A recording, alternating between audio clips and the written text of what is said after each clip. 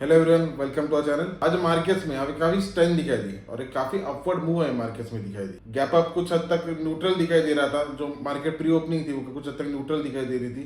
उसके बाद काफी टाइम तक निफ्टी वोलेटाइल था, नेगेटिव भी गया, फिर वापस पॉजिटिव भी रहा और उसके साथ फिर क्लोजिंग को उसने अपवर्ड मूव में और एक स्ट्रेंथ में दिखाई दिया। अभी इस वीक में अगर देखा जाए तो हमारे मार्केट्स ने काफी अपवर्ड साइड की मूवमेंट दिखाई दी है, लेकिन अगर देखा जाए तो ये जो अपवर्ड साइड की मूवमेंट है ये मार्केट आवर्स में नहीं आई है। ये अगर देखे जाए तो ये गैप अप ओपनिंग हुई और फिर उसको उसने होल्ड किया है।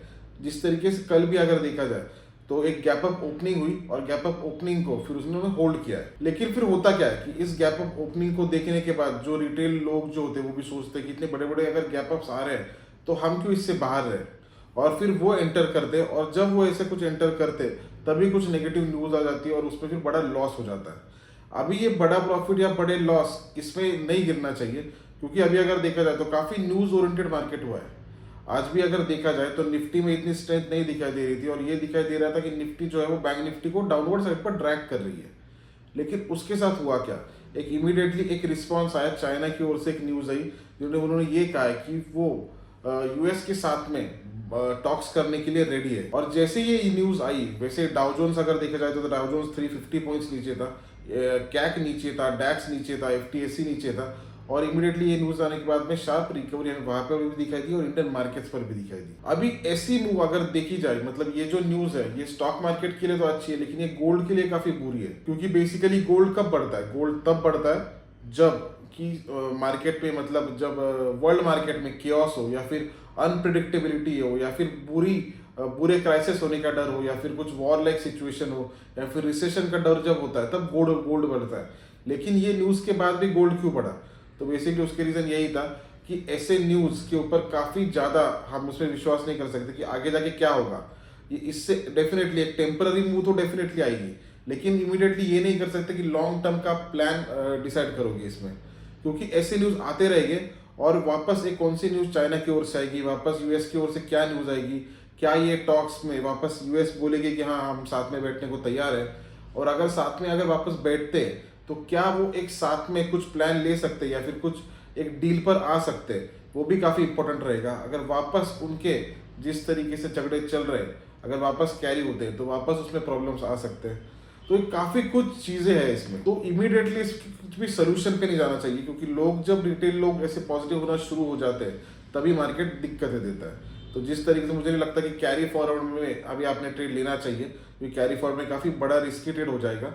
मतलब 600 पॉइंट्स, 700 पॉइंट्स, 800 पॉइंट्स की भी निफ्टी में मूवमेंट और 2000 2500 पॉइंट्स भी निफ्टी में, बैंक निफ्टी मूवमेंट हमें दिखाई दे सकती है, जिस तरीके से पहले भी कुछ दिन पहले हमें दिखाई दे रही थी। लेकिन इंट्राडे मुझे ऐसा लगता है कि रिस्क रिवॉर्ड लेके कैलकुलेट करके रखना चाहिए। स्टॉप लॉसेस अगर आप रखोगे तो कितनी बड़ी मूवी अगर आपके अलग, मतलब या कि आपके अपोजिट डायरेक्शन में अगर आती है तो आपको उतना इफेक्ट नहीं होगा उसका, और अगर आपके साथ में अगर वो डायरेक्शन में न्यूज अगर आती है कुछ तो उसमें रिवॉर्ड अच्छा मिलने के काफी बड़े चांसेस है। और अभी हम ये देखेंगे कौन से लेवल्स है जिस पर हमारा ध्यान रहना चाहिए। अभी बैंक निफ्टी अगर देखा जाए तो बैंक निफ्टी एग्जैक्टली एक रेजिस्टेंस के पॉइंट पर आकर रुक गया है, जो कि 53,150 से 200 था।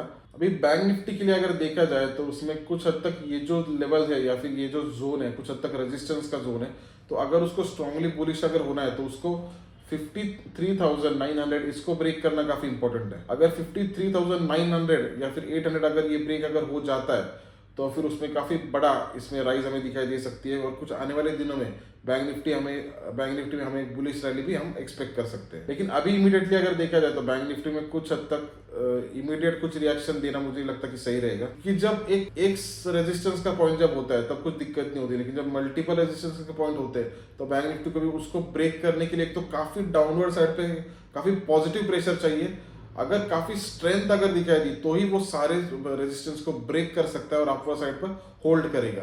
अगर उस तरीके से अगर इतना प्रेशर अगर डाउनवर्ड साइड से आता है और इतनी अगर स्ट्रेंथ दिखाई देता है तो फिर ये एक्सपेक्ट कर सकते हैं कि आने वाले दिनों में और रैली हमें दिखाई दे सकती है, क्योंकि जो बड़े बड़े जो हर्डल्स है उसको अगर उसने इतने इजीली अगर क्रॉस कर दिया तो आगे भी वो कैरी हो सकती है। तो बेसिकली इसमें आज की जो लेवल है वो काफी इंपॉर्टेंट रहेगी, जो कि 53,100 या फिर 53,000 है।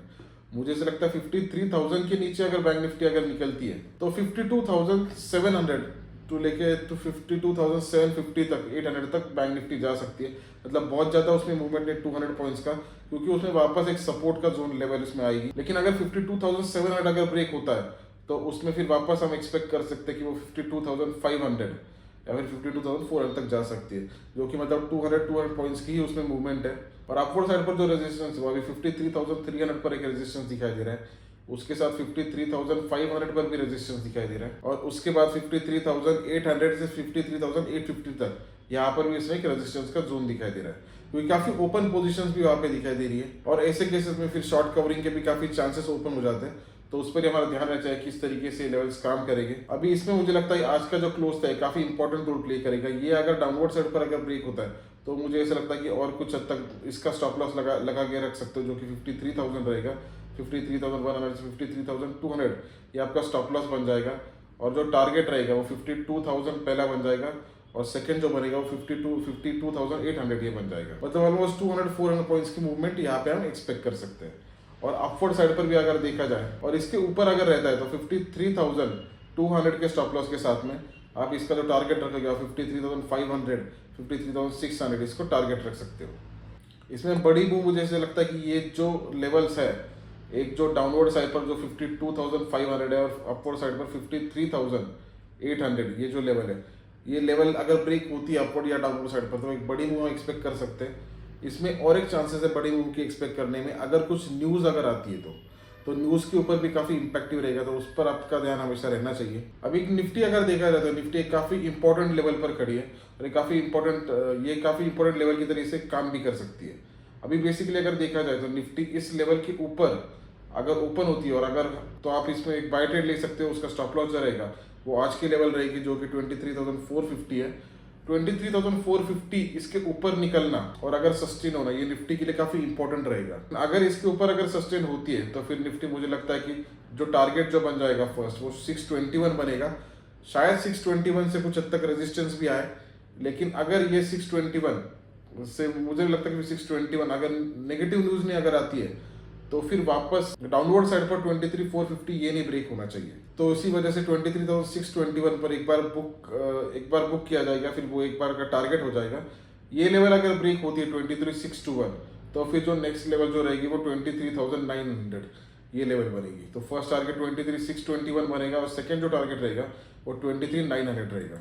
लेकिन उसके लिए पहले ये देखना होगा कि कल के दिन क्या निफ्टी इसके ऊपर क्या सस्टेन करती है इस लेवल के ऊपर। अगर करती है तो फिर ये आगे के मूव्स रहेंगे, और अगर इसके नीचे अगर निकलती है तो एक शॉर्टेड बनेगा 23,550 का ही स्टॉप लॉस रहेगा, और उसके साथ जो टारगेट जो बनेगा वो रहेगा 23,300, करीबन 150 पॉइंट्स के मूव हम इसमें एक्सपेक्ट कर सकते हैं। और इन सारे केसेस में अगर 150 मतलब जाने का वो 23,200 तक भी वो पॉसिबल है, जा सकती है। लेकिन उसके पहले अगर 23,300 को वॉच करना होगा, या फिर 50 कम्युनिटी वहाँ पे निकाल सकते हो।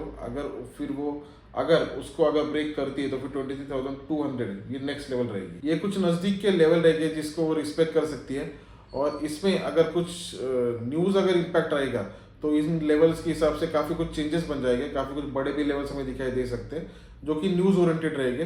तो उस पर हम कल बात करेंगे, और आई होप ये वीडियो आपके लिए बेनिफिशियल, ट्रेडिंग जर्नी अच्छी रहे। Thank you.